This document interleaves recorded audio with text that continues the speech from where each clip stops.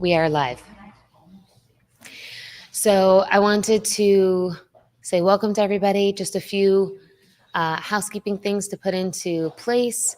First of all, next week, God willing, we will not be having class, Sarah Rosh Hashanah, but the following week during a Sarah Samay Teshuvah, Rabbits and CC Zirkins will be giving a shir. So just so you know, that's happening. This shir is in the loving memory and schus of Shneur Zalman ben Leah Miriam. His neshama should have an aliyah. And sponsorships are always available for this class. If you'd like, you could always reach out to Rabbits and Wolf. So welcome. Last few classes, we were discussing chapter 26, Perek Vav. We spent a lot of time on Perek Vav. Today, we're going to be covering Perek Zayin. And it's a very beautiful, beautiful chapter. Very beautiful, gentle, and empowering chapter. It almost feels like you're sitting in a therapy session with the Alter Rebbe. So just to remind you where we're at, we're talking about the chassid who is coming now to the Alter Rebbe and he's saying, I'm having a problem. I tried implementing all those consecutive things that I learned about at the beginning of Tanya. We're talking about the chassid who is coming in for yechidus, a personal encounter with the Rebbe, with the Alter Rebbe. And he's saying, I tried that, I tried this, I've studied that, and still I'm struggling. And in Perek Vav, past classes, we spoke about what it is that was helping him, what was stopping him from moving forward in his avodas Hashem. And the first thing we said was he has problems, literally problems in his life, physical problems. He needs help. And those things are stopping him from actually implementing this Aveda. So the Alter Rebbe's remedy to that was strengthening his bitachon. Not that it's going to maybe change his circumstance, but will change his perspective on the experience that he's having. So whatever it is, those real life problems that he's suffering from, he should grow in his bitachon, and hopefully that will clear so that he can come back to the alacrity and passion and joy through which Aveda needs to be expressed, through which it's almost like the vehicle through which Aveda is carried. The next thing we discussed is the man who is depressed, the chassid who's depressed. He's not feeling light. Why? Because of all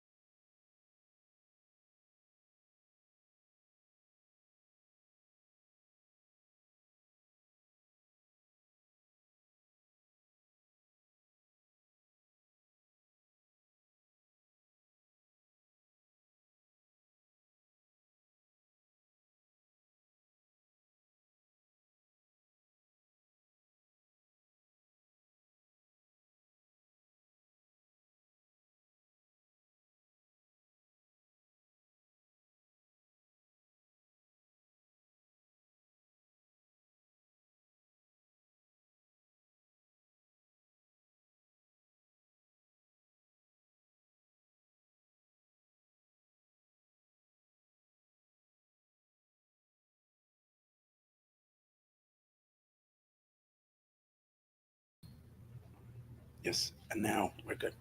yeah, And you does are it say live. good? Yeah, in fact, it's not here.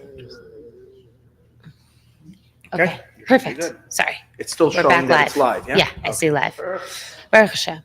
Okay, caught that. Yes. It's a good thing I am looking at myself so that we caught that. Okay, back to what we were talking about. So we're talking about a chassid again who is having a hard time connecting, a hard time feeling like his avodah is worthwhile. And we're talking about big problems that can impede on that. We're talking about the various that can impede on that. And the Alter Rebbe is saying that if a person works on his bitachon and infuses his teshuva with bitachon, then maybe he'll be able to let go of that heaviness and the depression or the sadness or whatever it is, that blockage. And then he'll be able to experience the joy, the lightness, the passion, alacrity that you need in order to serve Hashem. And remember, we spoke a lot about how the Baal Shem Tov brought that as an innovative idea in Avodas Hashem. Simcha was not necessarily something that was emphasized at all when it came to Avodas Hashem. And so that is one of the innovations of Chassidus. And so it's important to recognize that here the Alter Rebbe is supporting what the Baal Shem Tov brought. The only way to serve Eibishter is with that alacrity, passion, and joy. So here we're coming to chapter 27, and here again the Chassid is saying, I'm struggling. I'm working on what you're talking about, and I still am having a hard time. And here, again, this is why I was saying that it feels almost like a therapy session with the Alter Rebbe, because here, what is the struggle? The Chassid is saying the struggle is life itself. It is hard. The struggle is real. That's literally what the Chassid is saying. He's saying, I don't understand. It's not like I'm young anymore. It's not like I'm a teenager anymore that has these like flighty ups and downs. It's not like I think that, my life is constantly on the move. I'm married. I'm settled. I'm in my 30s, 40s, 50s, 60s. I should feel like things are slowing down, right? That's the whole concept of growing up and maturing. It's literally what happens. Things slow down, even just our bodies, right? And so the Chassid is bringing to the Alter Rebbe just this really practical, pragmatic question / complaint. Why aren't things slowing down when it comes to my taivas? When it comes to the things that are drawing me away from my Avodas Hashem? I don't understand why I'm having the same thoughts that I had in my youth. I don't understand that if I'm investing so much effort and I'm trying, why am I not getting anywhere? There's an underlying frustration in this Perek.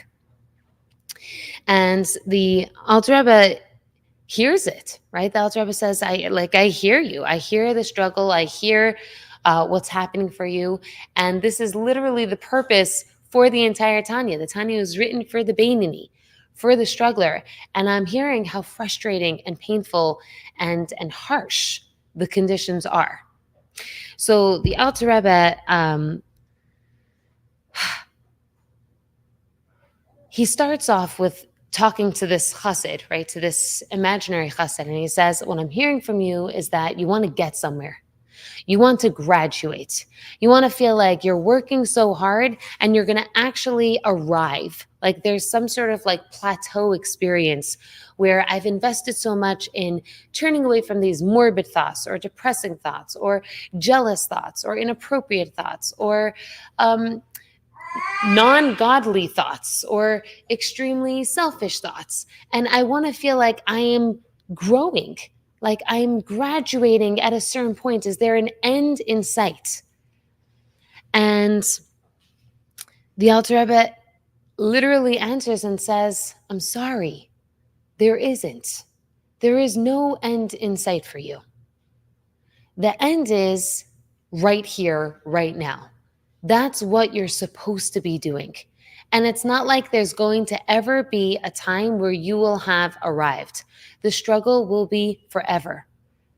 Because we are not going to ever graduate. Graduating is a tzaddik. Graduating is a person who no longer struggles any longer.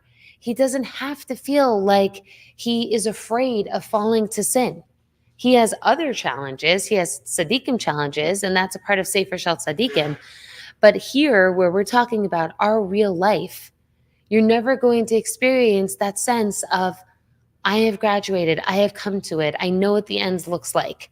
I have this sense of calm where I'm here. And the Alter Rebbe says, yeah, that's what life is. That's what this world is. It's hard, it's difficult, it's challenging, and I'm here to support you. Literally, that's like what the language of the Alter Rebbe sounds like in Perek Zayin. And he says, I want you to turn it around for yourself. I want you to look at it differently. I don't want you to look at your life like, okay, I'm stuck in this. It is what it is. I just have to keep on plowing through. Because again, that's not the language of passion or alacrity or joy, right? And everything that the Alter Rebbe wants us to feel is movement. He wants you to move forward. He wants you to feel like you're getting somewhere. But the Chassid's saying, like, I don't feel like I'm getting somewhere because I'm still in the same place, feeling like I'm a hamster on a wheel, running and running and running and trying to invest in my Avodas Hashem and not getting anywhere. So the Alter Rebbe says, I hear the frustration. I want you to know that it's valid and also that it's not going to change. And there's a level of acceptance that I want you to come to. I want you to experience acceptance. And acceptance is a nuanced term. And this is kind of like my take on it because I think it's an important thing to just hear. When people say words like, it is what it is, or the concept of, you just have to accept that person for it, that's the way that they are. That's not what the Alter Rebbe is talking about over here. That kind of acceptance is a limitation. It is what it is the language of, I have no agency here. I can't create or shift or move here. I'm stuck. And nothing about Chassidus or Torah or Eibishter is about being stuck. That's all the ego, physical, material, Nefesh Bahamas world. That's not the language of Hashem. Hashem's language is infinite. Hashem's language is movement. There's change. There can always be a shift. So as soon as we see in our minds that we start thinking about things in terms of acceptance, where it is what it is and it's a limitation and I can't see anything else, then we have to understand that it's not true acceptance. True acceptance is seeing what something is and seeing what I can do with it, seeing where it can grow, right? So I'll give you an example that I feel like a lot of people could feel is relatable. Imagine you have a child, right? And Baruch Hashem, you know that child pretty well. I embarrassingly told my daughter, who's 11 years old, I said, I know you for longer than you know you, right? Because I don't know exactly the point that I was trying to bring over there, but the idea was interesting. Like, I know her since she was a baby. Like, I know her tendencies. I know her personality. I know everything about her, even before she had that consciousness of, oh, this is the kind of person that I am, right? So we know our child. And if I look at my child and say, I just have to accept the child the way that they are, or he is what he is, or she is what she is, what is that? It's a limitation on that child, on that person. A human being who, yes, is limited, but has an neshama inside them that is infinite. And that person is a Jewish person who Hashem is constantly giving power to, who can change and shift and totally turn over their life in tremendous ways that we're not seeing because we're looking at them from a human, limited mind frame. And I'm putting limitation on myself, and I'm putting a limitation on him or her to view them in that way. When we say to accept a child, it doesn't mean to accept their limitations or their negativity or the things that are not great about them. It means to see them as a whole person and celebrate that whole person and their infinite ability to shift, to change, to grow, just like you have that infinite ability to shift and change and grow. So when we're looking at that child, we don't want to look at that child with a limitation. We want to look at them as, I love you, I respect you unconditionally because you are you, all facets of you, and I'm also holding space for you to grow and to move forward and to shift. I don't want to hold you in a title or a limitation or a personality trait, because that's not how I want to look at my child, right? So let's take a little bit of that and kind of bring it to ourselves. The Alter Rebbe says, let's have some acceptance here. You are limited in certain respects and that you cannot ever graduate. You're not necessarily a tzaddik. Right now, you're in the throes of being a Beinoni. Just see that. Let's just experience that. Let's just accept that.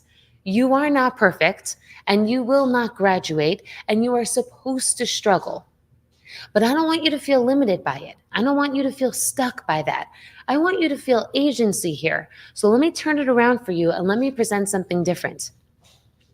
Because you are a struggler, because you are a Beinoni who's constantly trying to change and work on themselves, you have the opportunity, you have the gift to be able to tap into something that is wondrous. What is that? You're constantly performing a mitzvah. You're not giving way to temptation. You're constantly affirming to yourself and to Eibishter how much you love him and how you feel the struggle, but you're choosing him. You're constantly choosing him. It's not like you ever graduate and like it's easy now for you to choose him. You always feel the struggle and still end up choosing him. You have the opportunity to fulfill the 6 mitzvahs tmidias, the 6 mitzvahs that we have to perform and live with at every single given moment. 4 of them are very much connected to belief in Hashem, right? There's unity of Hashem, believing in Hashem, faith in Hashem, love and fear of Hashem. And then there's also don't give way to negative thoughts. You have that opportunity to fulfill those at every given moment. That is precious to the Eibishter. That's what Hashem wants from you. So instead of looking at it and thinking, this is so hard, this is so frustrating, this is so painful, I want you to turn it around, the Alter Rebbe, and says, accept it, celebrate it. This is an opportunity, this is a gift. And if I can look at it from that perspective, then I could change my entire way of approaching every single time I see that wave coming at me. Instead of feeling like, here it is again. I thought I dealt with this yesterday. Can't believe I got to do this again today. It's instead, Hashem has given me another opportunity to choose him. I want to do that. I'm aligned, Baruch Hashem, enough with myself, with my neshama to do that. And I'm going to do that and celebrate that opportunity once again. So instead of being all shocked that, this situation is coming up again for you, and the chassid is saying, I don't understand. I thought I outgrew this challenge. I'm not a teenager anymore, that, things are so complicated and ever fluxing and changing. Instead, look at yourself as who you are, a human being who struggles. Don't be so shocked. It's okay. Which leads to the next thing, which the Alter Rebbe says changes his tone a little bit more here to be more authoritative, and says, don't be so arrogant either. Like, know yourself. This is who you are. And that's okay. You don't have to pretend like you're something else. I know for myself, a lot of times, I don't know if I'm actually a perfectionist or not, but I know for myself, I love thinking of myself as perfect. Like, yeah, I'm good. I'm doing great. I don't have to struggle much. The Alter Rebbe is saying, you're not perfect, and just be really honest here. Let's just be honest. You really struggle. You do. And it's okay. This is a good thing. You were never meant to arrive.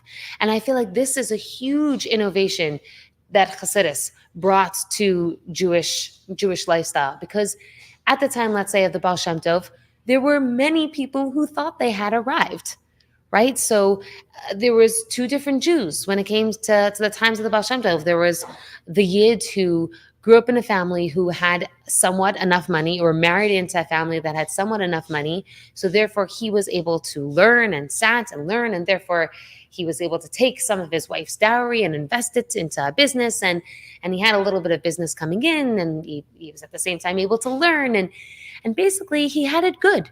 He was able to give tzedakah. He had a seat in the Mizrach corner of the shul, and he had it made out for him. And then there's the other Jew who literally can't get 2 pennies to rub together and is suffering, has no opportunity even to learn how to read, is in the throes of struggling with real life, and just tries to put one foot ahead of the other, right? And At that time, these people, right, the people who Baruch Hashem had it good, I mean, as good as Jews could have it in those days, felt like I'm a tzaddik. I have arrived. I got there. And Nebuch, the man who couldn't put two pennies together, is thinking, I'll never get there. I'll never become a Torah scholar like him. I'll never have achieved what my Aveda is in this world. It felt beyond remote to that Yid. And both of them, in ways, didn't know the truth.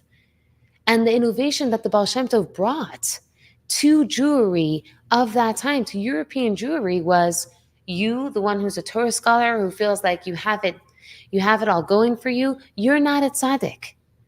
A lot of what you're doing could be, no one's judging, but could be a lot of your own ego. You're learning, you feel good about yourself, you feel satisfied. You have a lot more Aveda to do to get closer to the Eibishter. And the other side, right, the Yid who just can't even make it in the physical, materialistic world, the Baal Shem Tov's innovation to him was, you're doing great. You're struggling. Every day you choose Eibishter. That's what you're supposed to be doing.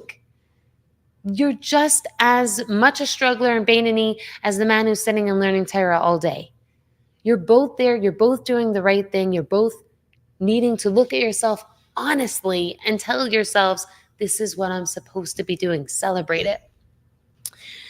So, an interesting story that I heard from Rabbi Paltiel was actually a story of the Baal Shem Tov. One of the Baal Shem Tov's foremost students was Rav Yaakov Yosef. He wrote a sefer called Todas Yaakov Yosef, where he actually teaches a lot of the Baal Shem Tov's Chassidus, and that's the main Chassidus that we have from the Baal Shem Tov, because the Baal Shem Tov actually didn't write down his Chassidus. So it's a huge source for stories and the little nuggets of Chassidus that we have from the Baal Shem Tov. How did Rav Yaakov Yosef come to the Baal Shem Tov? It's actually a very interesting story that I had never heard before. He was the Rav of a shul. I think it was in Poltava. I think that's where he's from. I think that's who he's called, Rav Yaakov Yosef Poltava, but I could be wrong. I could look it up. Hold on. Yeah.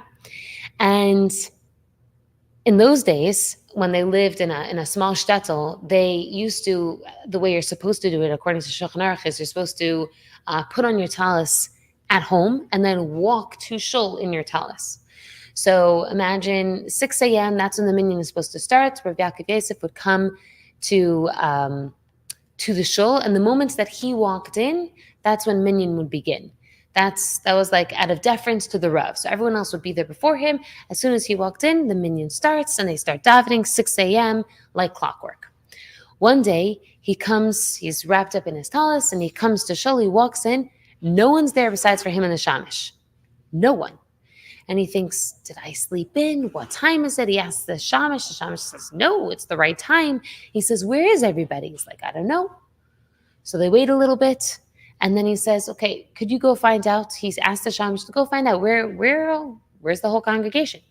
So the shamish goes to look, and he also gets lost. He's gone. Nobody, he doesn't know where he is. Finally, Rav Yaakov Yosef gets a little frustrated, and he storms out of the shul, ready to, go find everybody and lecture them. He comes to the market. He sees everybody is gathered there. The congregation, the shamish, they're stuck. There's someone in the middle of the marketplace speaking in like the town square. He's speaking, and everyone is just listening spellbound. And it's the Baal Shem Tov. And he's speaking Chassidus. And he's giving just drushas over to the people, and they can't move. They literally can't move. They're just listening to every word that he's saying. And as Rav Yaakov Yosef, who is very frustrated with his congregation, he walks up, he starts listening, he hears what the Baal Shem Tov is saying. And he stops to listen. The Baal Shem Tov is recounting a story between two neighbors, two men who lived next door to each other. And these two men were the quintessential opposites of the Baal Shem Tov's time period. One man, wealthy, he married a wealthy woman, he had a dowry, made a business, made something of that business. Basically, his wife ran the business. He was able to learn all day, gave tzedakah, had a lot of respect in the community. Life is doing wonders for him. On the other side, there's a poor Yid who he was an orphan, his wife was an orphan. They basically grew up in absolute poverty, got married. All they had was like a tallis, that's what they started out with. And he became a peddler and went from village to village to village, like mending people's clothes or selling needles, like literally making pennies. And he would go from Sunday till Friday. He would come back Friday, give the tiny amount of pennies that he had to his wife. She would pay off all the debts that they had accrued during the week to literally keep her family alive. And then he would be the first person in the mikveh and then the first person in shul, so excited to celebrate Shabbos and just rest. And he would sit down in his place at shul and immediately he would collapse and just fall asleep. He was exhausted. Imagine just carrying your wares, walking from village to village. That's what he was doing. And Shabbos after Shabbos, this was happening. And he'd fall asleep during Mincha, fall asleep during Shacharis, Shalosh Shudis. So he started trying to stand. And even while he is standing, he started falling asleep standing. So he would come to the rabbi's drasha, and he would be sleeping through the whole thing, literally standing, because he was so exhausted. And one Motzei Shabbos, the two of them met outside of their houses, and they asked each other, how are you doing? How's everything? So the first man says, life is amazing. Life is incredible. Baruch Hashem. I have so much going for me in my life. I give tzedakah. I'm able to learn. I'm able to daven. And he's grateful for the goodness that he has in his life. And he asks his neighbor, how's your life? He says, my life is really hard. My life is super challenging. And he describes what he goes through. And then what does it end up with? On Shabbos, when I finally feel like I could daven to Hashem, I could learn from the rabbi a little bit of something, I fall asleep. And he heaves this huge sigh, just like feeling so awful about his experience in this world, wishing that he had more of a deeper connection with the Eibishter. And his friend, while he's, sighing, his friend is not quite smirking. He's not obviously throwing it in his neighbor's face, chas v'shalom, but he's kind of like, Baruch Hashem, I have a good life. He's thinking, I'm really grateful that I have it good. And the Baal Shem Tov, it describes these two men and how ultimately they pass away and their neshamas go up into heaven. And the man who was poor, he had a lot of sins that were able to go on that scale and weight it down, because there were a lot of things that had happened throughout the week and mistakes that he had made and missed out opportunities from learning, and it all weighed down the scale. And then the Baal Shem Tov says, on the other side of that scale, the Malachim placed that sigh that he had emitted Motzei Shabbos, and the whole scale flipped upwards, and the sigh was able to just outweigh all the different things that had happened throughout his life, all those averos that he had accrued. On the other side of Gan Eden, of the justice court in Shemayim, this wealthy man had a lot of mitzvahs, a lot of chosim that were weighing down his scale. But that one tiny little feeling of self-righteousness and that little smirk, that little, I got it good, was placed on the other side of that scale and outweighed all those chosim. And the Baal Shem Tov's message was, just think about what that sigh means to the Eibishter. What that sigh means to the Eibishter is, I want you. I'm choosing you. Avodah is hard, but I'm celebrating you. And as soon as Rav Yaakov Yosef heard this, he's like, I'm signing up. And he became one of the most foremost Talmidim and Hasidim of the Baal Shem Tov, because he heard within himself that was lacking. He knew that truth, and he wanted it, and he wanted to be a part of the Baal Shem Tov's vision for what worldwide Jewry could look like and what a relationship with the Eibishter could look like. So just a beautiful story of the Baal Shem Tov. There's an incredible Zohar that talks about the story of Esav, and it basically widens the idea of what was this story between Yitzchak and Esav. Yitzchak asked Esav to get him some food, and immediately Esav, who had a lot of derech eretz, dropped everything and went to get the food. His father specifically wanted 2 separate animals, and the question comes up, why does he need 2 animals? A person usually can't even eat one whole goat. So Yitzchak's going to eat 2 whole goats. What was that? And so the regular way of understanding it was that this happened on Pesach. And so 1 goat was going to be for the meal, and 1 goat was going to be used for the Karban Pesach. But the Zohar gives a deeper explanation to it and helps us understand a little bit of a different way of understanding this concept in Torah. The Zohar says that Yitzchak represents Eibishter, represents Hashem in this encounter. And interestingly enough, Esav represents Klal Yisrael, represents Bnei Yisrael. And Hashem is saying to Klal Yisrael, I want 2 animals. I want 2 things from you. I want inspired people, and I want struggling people.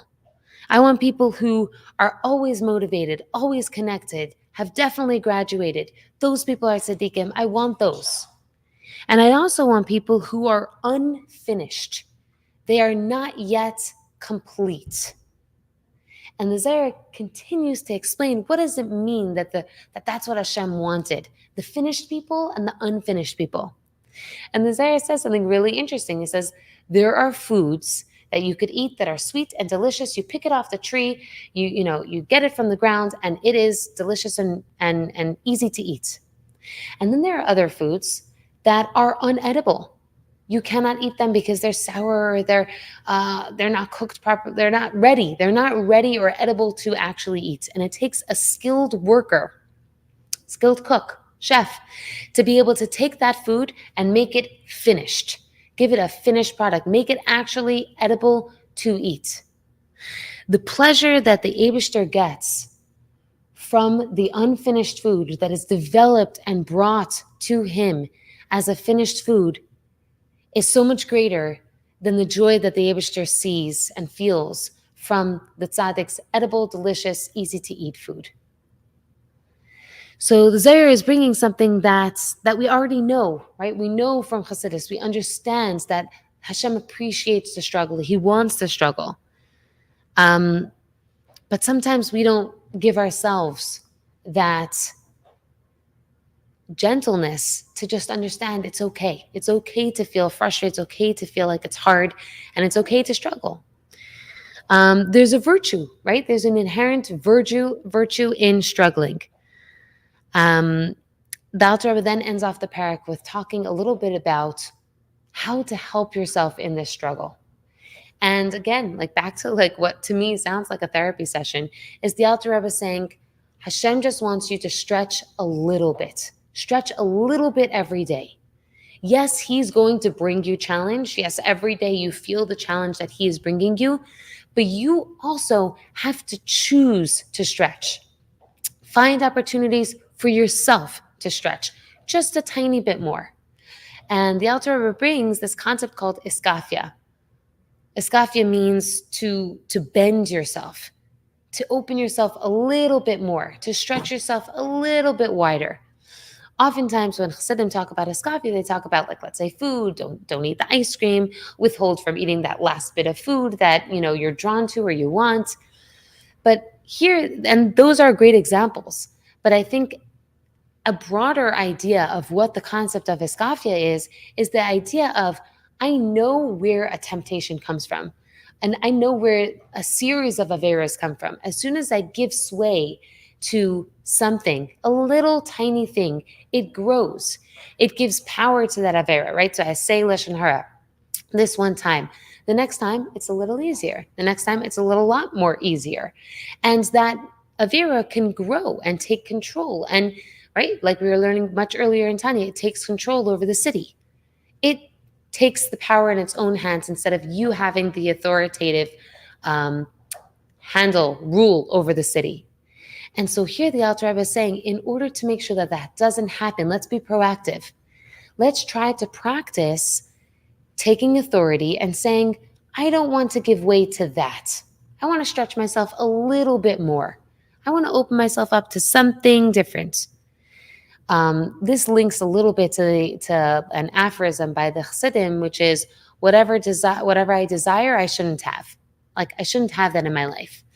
And I know for myself that I always struggled with that because I want a lot of things. So it feels almost like I'm cutting myself off from everything. Again, coming to that extremism wanting to graduate, wanting to complete, become a tzaddik. Like, fine, so then I'll get nothing. I even remember having a farbrengen, one of the first farbrengens we had in seminary. And I don't even remember what the Farbrengener was talking about, but I remember struggling with what he was saying and saying, how could I be a person in this world and also shut myself off from all of those things? Like, also be attached to Hashem. And now I could speak to my younger self and say, it's not an all or nothing. Like, we have to be neshamas in this body, in this world. But a beautiful thing that the Alter Rebbe is bringing here is, let's try to stretch ourselves and give ourselves autonomy over small things every day. So it doesn't have to be, you can't have anything that you desire, but it could be that if there's something small that would be, let's say, your ego speaking, or your nefesh bahamis speaking, or a selfishness speaking, instead of giving sway to that, let me tune into the other voice and not give sway to that, not let myself follow through with that. Iskafia doesn't have to be about ice cream. It's not about necessarily withholding yourself. It's about listening to the godly voice inside of you instead of constantly giving sway to the Nefesh Baham's voice inside of you, which is happening all the time throughout your day. So the Baal Shem Tov gives a very practical tip.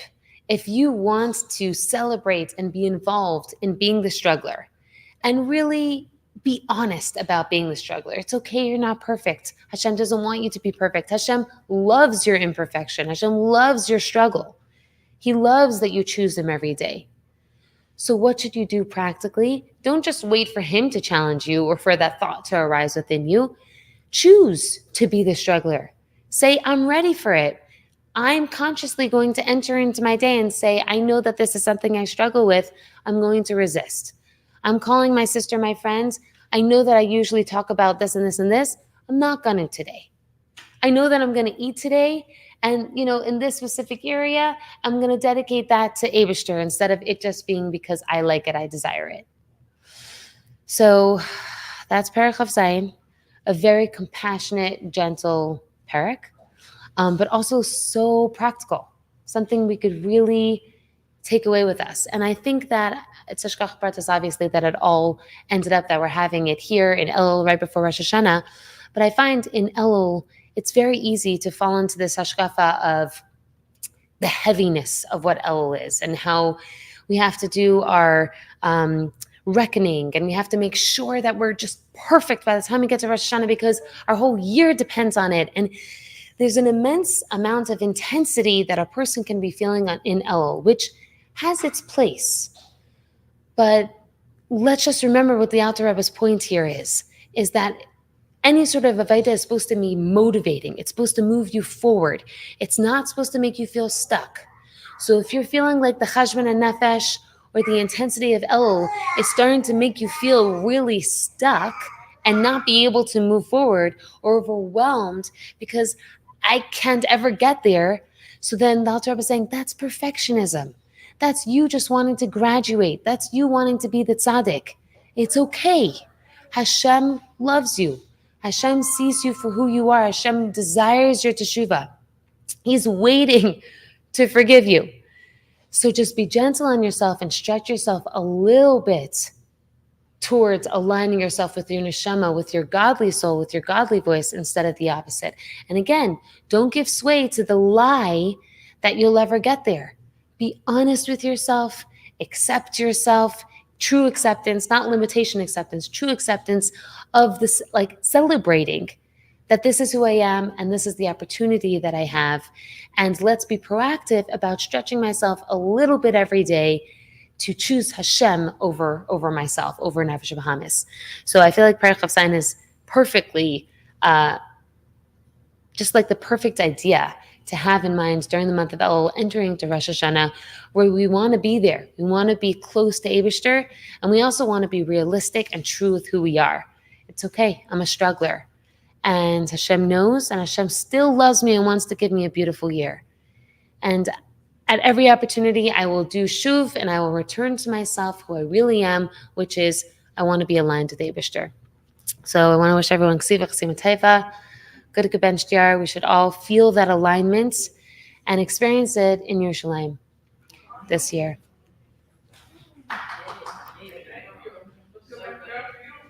Amen.